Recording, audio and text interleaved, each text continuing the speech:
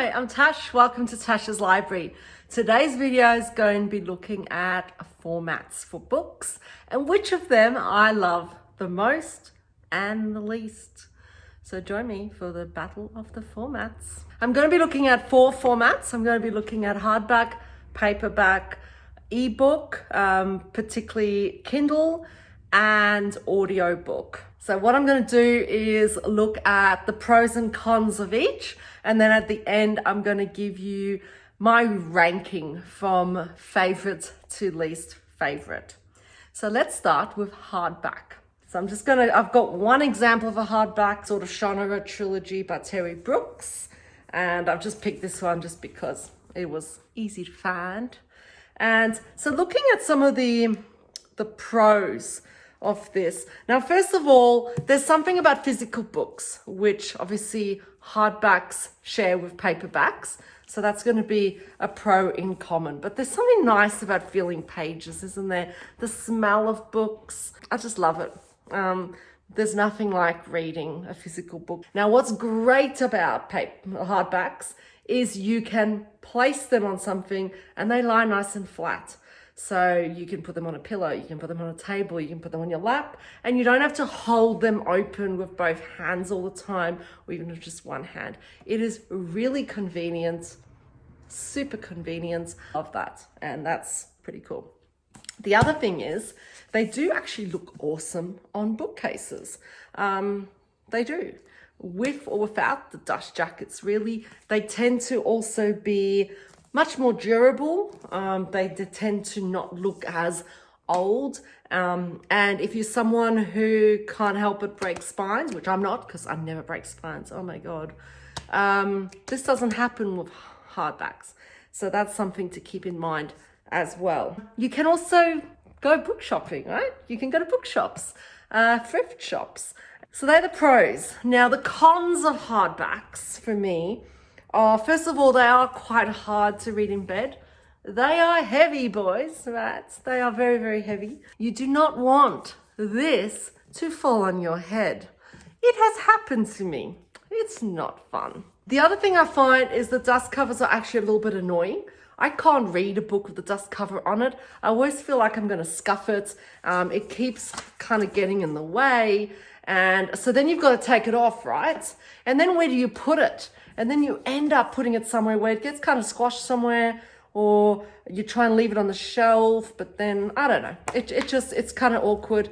I don't love them. They kind of move and then you put them back on and then they're not quite aligned and you've got to try and like pat it down and whatnot. So that's a con to me. Another con for hardbacks is they are very expensive in comparison to the other formats. They're also a little less accessible. I'm not sure about everywhere in the world, but definitely in Australian bookshops, you don't go into your standard bookshop and immediately find all the new releases in hardback. They also take a little bit more room, I think. I think they tend to just be a little bit thicker, take a bit more space. If you do get hardbacks, it is so annoying when the spines don't match in like a trilogy, for example, in any sort of series. Paperbacks is annoying too, but it's so much more annoying when you've paid more money and they are kind of designed to look beautiful on your bookcase and then they don't match. Now, paperbacks, once again, you have the feel of a book. You can't beat the feel of a book. I love the feel of a book. You got the smell of a book once again. Now, paperbacks come really in kind of 2 sort of varieties, right? So you've got these kind of mass paperbacks and you tend to have more like trade paperbacks. And so they tend to be different sizes. And I find that these smaller ones can be quite hard to hold open. In this sense, these larger, floppier ones can also share the pro of a hardback by actually being able to easily sit open. Not quite as easily, but you can generally just hold it with one hand even, and you can read them quite nicely and easily that way. So that's a definite pro for these floppier ones. And I love the floppy paperbacks. Once again, you can get these at bookshops, thrift shops. And a good thing about paperbacks, both really, is that they are cheaper than hardbacks. So in that way, they are much more affordable, which basically equates to you can buy more books. And that's always an advantage, right? Exactly. Cons. As I said, some of these can be quite hard to hold open, particularly if you're not keen on breaking spines, which I'm not. And so a book like this, you really need to be using both hands to be reading it. If you let go of one hand, it tends to close. It's trickier, right? But at the same time, they're smaller. So it's not actually that taxing to hold it, and doesn't hurt your hands to hold it open. And you can often just even hold it open like this. It's a con, but it's like a tempered con, right? The other thing about soft covers like this is that they can easily quite get dog-eared. The corners can get scuffed if you're carrying them in bags. So you've got to be awfully careful with them if you do want to keep them in pristine condition. So they're a little bit less durable than hardbacks. The other thing is they tend to take longer, particularly if you're getting the smaller ones, which tend to be cheaper. And that's obviously one of the pros, is that they're cheaper. So if you're going for that, that's great. But if it's a series, you often have to wait a bit longer to get the next one in the series, because it's first released in the larger formats. You need patience. Yeah, not so great, right? So that can be a con if you're someone who wants the next book in a series immediately, ASAP.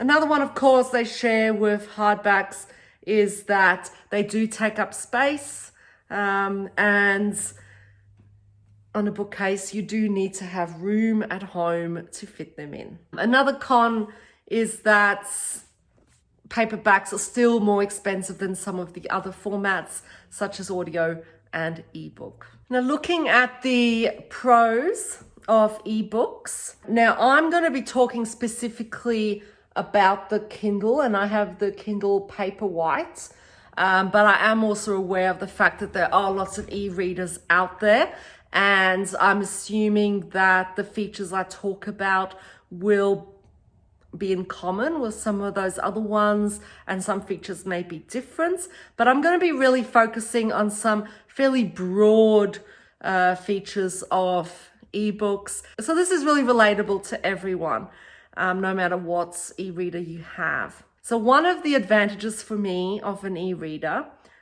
is you can read in the dark. It's great. You don't have to turn on the light when you wake up in the middle of the night and want to just read a chapter.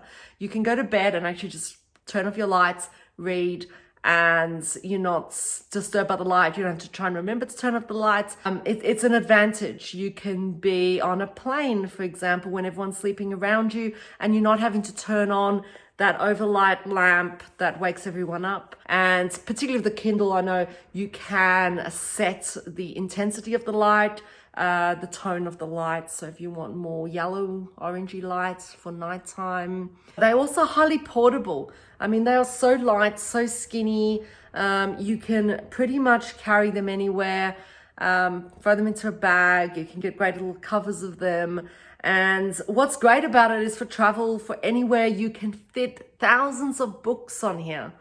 So instead of carrying, thinking, ooh, how many books am I going to need? And then you have to find all the space to carry them around, or even just day to day where you have to try and shove a massive book into your bag each day. This way it's super skinny and it's so convenient to just always have a book at hand. Another advantage is you don't lose your place. So for example, here I'm reading The Lost Metal. If I click into it, it will turn on and it will immediately take me to the place I was at in the book. You're not going to drop it and lose your place. It's also particularly, and I can't vouch for other e-readers on this one, but I do know that particularly Amazon have the occasional Kindle deals. So I've had some books, like really good books, that I've got for quite a discounted price. And so they are cheaper. And even the full price ebooks are cheaper than even paperbacks generally. Another great thing is that You don't need to wait for new releases. It's just instant delivery. You can pre-order them and they just there the second they're out, and you can start reading them ASAP. Of course, you can do that with paperback, hardback as well if you pre-order, but it is definitely still a pro. Very easy to hold. Easy to hold in bed, particularly if you get a cover. You know, you can get those ones as straps, whatever. I mean, I just hold it like this and no issue at all. Super, super easy. Sometimes I even just hold it like this, and so I can keep turning the pages of my thumb. You can lie it sideways when you're lying on a pillow and you can still read it. You can prop it up at the dinner table if you're eating alone. Another advantage is you can actually highlight passages quite easily. I'm the sort of person who will occasionally come across a line that I really like in a book, and I'll make some notes on it. So this way I don't have to interrupt the reading. I just touch the screen and highlight, and then I can go back and find the highlights and then write them into my book. Now for cons, one con is you will not have a physical library. And I mean, maybe I'm a sucker for it, but I love having a bookcase. I love having my books on show. It makes me feel cozy. It makes me feel happy. And so if all your books are on Kindle, yes, you may have a massive library, but you can't really see it. It's also incredibly easy to spend money on books when you're going ebook, because of all those deals and because it's just on there and you're like, oh, that's a good price of that book, and it's just instant. It's yeah, and maybe you're way more disciplined than I am. I'm not very disciplined on the daily Kindle deals. I really am not. And as I said before, another con of an ebook is if you are reading on certain devices, it can lead to a bit of eye strain. So that backlighting, fine, that hurts my eyes after some time. So I would not be able to read ebooks if I didn't have a proper dedicated e-reader. And finally, audiobook. Pro for this one definitely is that it's so easy to listen to audiobooks in different situations. Great for when you're driving or cleaning or cooking. And if you're able to listen to audiobooks, you can read so much because you can get through so many books by reading at times when you wouldn't normally be able to read. And that's a definite advantage. Another advantage is that good narrators can really add to the story. They can make it so atmospheric. They can make you feel like you're there. And they can give characterization in a way that is a little bit harder when you're reading. So it can definitely enhance the story. Also, if you do have subscriptions like Audible, for example, you do get some free books that are available through that subscription. And so that's kind of handy. So that's a definite advantage. Now for the disadvantages. Now it can be expensive without a subscription. So if you don't have a subscription and you're just paying for audiobooks, normally they are quite pricey. But for me, the ultimate disadvantage of audiobooks is that I have incredibly poor oral attention. I miss so many details because I cannot concentrate on an audiobook. I will be listening intently. Next thing I know, it's 20 minutes later and my mind has wandered and I've planned something else in my head and I have missed 20 minutes of the story, and I'm constantly rewinding, and occasionally like characters will come up. I'm like, I have no idea who you are. And I've got to a point where there's very few audiobooks that I can actually listen to. It's rare for me to find one that I can listen to without missing details, without sort of zoning out a little bit. And so I tend to use audiobook for books that are not overly complex, where you're not having to keep track of multiple characters, you're not having to keep track of various clues in the story, trying to understand how the plot's working.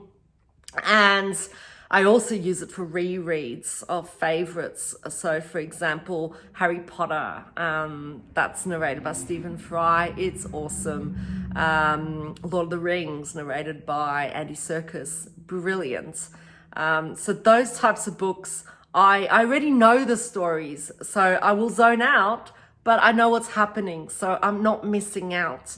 So looking at all this, what's my verdict? If I had to look at the number of pros and cons, it would be as if eBook would have to be my favorite because it's got more pros than any of the others. However, I need to weigh some of the pros and cons more than others. And I think some have more weight to them. So it's not just as easy as how many do they have. And having a look at that as a whole, I love a physical book. And that's got to trump some of those other pros of the ebook. And so I would have to go with paperbacks as being my favorite formats. Now, ideally the floppy ones, but also the others. I don't mind the others. I love paperbacks. They still look great on your bookcase. They're really easy to read. They're less expensive than hardbacks, and yeah, I like them, and you still get that paper feel. But in very close second place is ebook, because it's incredible. Like, I love my Kindle so much, and I could not live without one. And so it's very close second. And in fact, as I said, if you're going to look at the number of pros, the Kindle would have won out. Third would be hardback, mainly because once again, it's the book, but it's got a lot of cons, like the expense, the weight, the availability, things like that. Final for me, my worst format is audiobook, for obvious reasons, as I said, because I have very poor oral concentration. And so that's a very personal to me reason. So if you have great oral concentration, you may rate audiobook as your number one. I wish I did, because it would be so convenient to listen to books on audio. Such is life. This is me. This is what it's like to be me. Thank you for listening to all my rambling about random format issues. Hope you enjoyed it. If you enjoy my videos, please subscribe. It does make me happy. And until I see you next time, take care.